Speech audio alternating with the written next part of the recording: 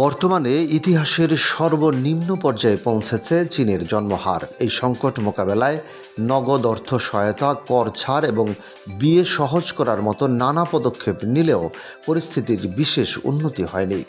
এমন পরিস্থিতিতে চীনের সামনে এখন নতুন সমাধান হিসেবে দেখা দিয়েছে রোবট এবং অটোমেশন। চীনের প্রেসিডেন্ট শি জিনপিং গত কয়েক বছর ধরেই দেশটির উৎপাদন খাতকে আধুনিকায়ন ও স্বয়ংক্রিয় করার উপর জোর দিচ্ছেন।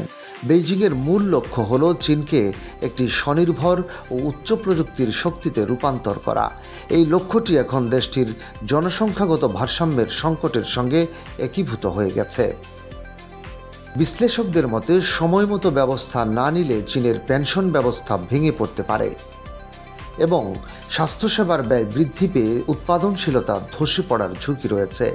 হংকং বিজ্ঞান ও প্রযুক্তি বিশ্ববিদ্যালয়ের জনসংখ্যা বিশেষজ্ঞ স্টুয়ার্ট গিটেল বাস্টেন বলেন, চীন যদি গত ২০-৩০ বছরের মতো একই ধারায় চলতে থাকে তবে জনসংখ্যা ও অর্থনৈতিক ব্যবস্থার অমিলের কারণে বড় ধরনের সংকট তৈরি হবে। কিন্তু চীন কেন তা হতে দেবে?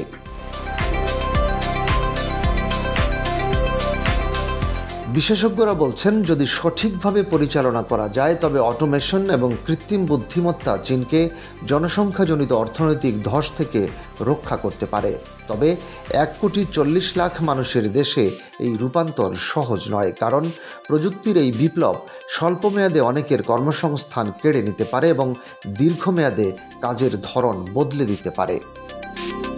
হংকং বিশ্ববিদ্যালয়ের অর্থনীতির অধ্যাপক গু জুন হে বলেন, চীন যদি রোবট এবং এআই এর মাধ্যমে শ্রমের উৎপাদনশীলতা বাড়াতে পারে তবে কারখানায় কম শ্রমিক নিয়েও শিল্প উৎপাদন বজায় রাখা সম্ভব হবে।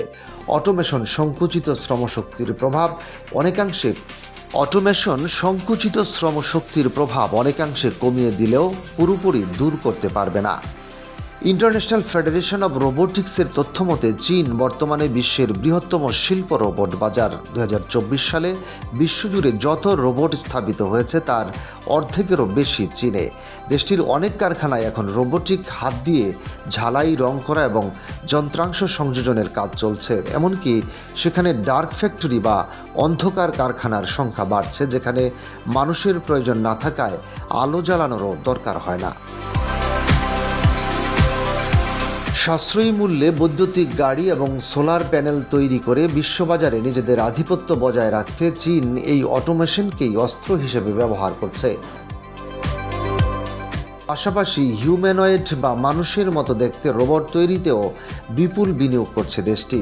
বর্তমানে চীনে প্রায় ১৪০টিরও বেশি কোম্পানি সরকারি সহায়তায় এসব রোবট তৈরি করছে।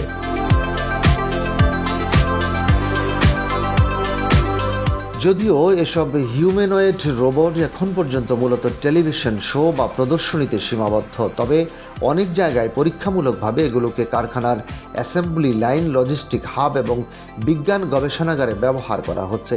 নির্মাতাদের দাবি, খুব শিগগিরই এসব রোবট পণ্য বাছাই ও মান নিয়ন্ত্রণের মতো কাজে মানুষের সমকক্ষ হয়ে উঠবে।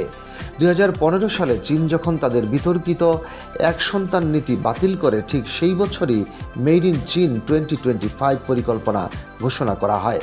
এই পরিকল্পনার মূল লক্ষ্যই ছিল উচ্চ প্রযুক্তির এই যুগে শ্রমব্যয় বৃদ্ধি পেলেও যেন চীন তার প্রতিযোগিতামূলক সুবিধা বজায় রাখতে পারে।